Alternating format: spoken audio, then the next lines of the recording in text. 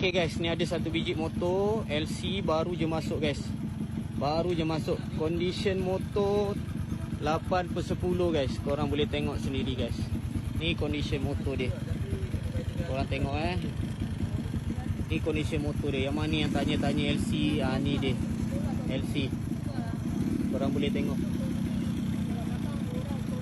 Ni LC FI tahun 2022 guys. Motor ni datang dengan mileage 38,000 sahaja. Okay. Yang motor ni semua masih standard lagi. Semua masih standard lagi. Korang boleh tengok sendirilah. Korang boleh tengok sendiri. Semua standard guys.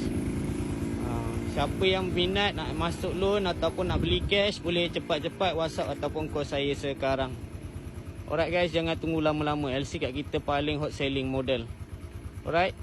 Tekan link dekat bio ataupun WhatsApp saya sekarang.